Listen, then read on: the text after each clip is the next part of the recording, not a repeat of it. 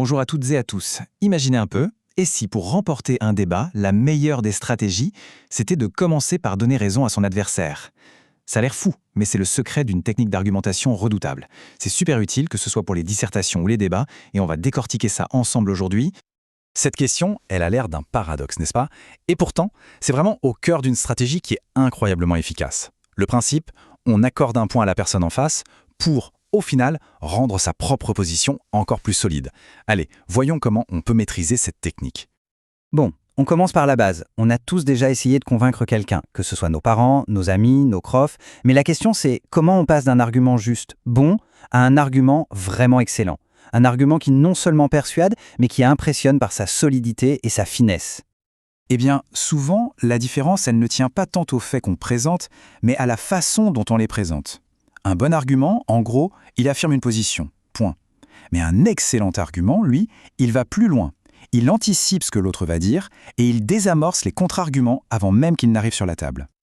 Alors, concrètement, comment ça marche? Ce qui est génial avec cette technique, c'est qu'elle est finalement assez simple. En fait, elle se décompose en deux étapes très claires, très logiques.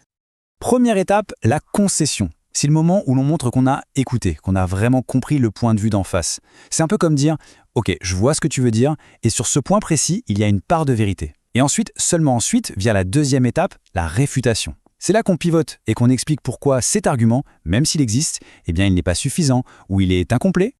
Voilà la définition un peu plus formelle. C'est vraiment cet équilibre subtil qui fait toute la force du truc. On ne rejette pas en bloc l'idée de l'autre, non. On l'intègre dans notre raisonnement pour mieux la dépasser. C'est une manœuvre qui demande une certaine finesse intellectuelle, c'est sûr. Et c'est là que réside tout le génie psychologique de la méthode. En faisant une concession, on ne passe plus pour un opposant borné qui ne veut rien entendre. Au contraire, on apparaît comme une personne réfléchie, nuancée, honnête. Et du coup, on gagne la confiance de notre auditoire. Et cet auditoire devient alors beaucoup plus ouvert à la suite de notre argumentation, c'est-à-dire à la réfutation. Bon, la théorie c'est bien beau, mais rien ne vaut la pratique. Voyons ce que ça donne concrètement. On va analyser ensemble deux exemples sur des sujets que tout le monde connaît bien. Prenons ce premier cas, un grand classique, les jeux vidéo. Voici l'argument complet. On voit tout de suite les deux parties qui sont articulées par ce petit mot magique « cependant ». C'est lui la charnière qui fait tout basculer. Maintenant, décortiquons chaque morceau. On s'arrête sur la première partie, la concession. En commençant par « il est vrai que », on valide l'inquiétude de notre interlocuteur. On ne nie pas le problème en bloc. On crée un terrain d'entente. C'est une étape absolument cruciale pour ouvrir un vrai dialogue et pour montrer qu'on prend l'autre au sérieux. Et paf, voici la réfutation. C'est ici qu'on apporte une analyse plus fine, plus profonde. On déplace le cœur du problème. Le vrai coupable, ce n'est pas le jeu, mais tout un tas de facteurs autour. L'argument de départ n'est pas juste effacé, il est minimisé, recontextualisé. Et ce nouveau contexte, bien sûr, il sert notre thèse finale. Deuxième exemple, avec les réseaux sociaux. Vous allez voir, la structure est exactement la même. L'argument complet commence par reconnaître un danger bien réel, un argument souvent utilisé par ceux qui voudraient tout interdire. Ici, la concession, elle montre que la personne qui parle est parfaitement consciente des risques. Elle ne vit pas au pays des bisounours.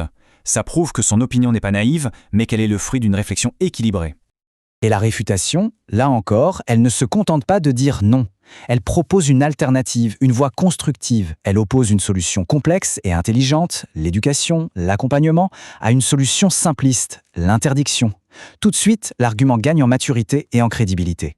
Bon, maintenant que le mécanisme est plus clair, le meilleur moyen de le maîtriser, c'est de s'y mettre. Alors mettons tout ça en pratique, c'est un excellent exercice, notamment pour préparer des dissertations ou des oraux.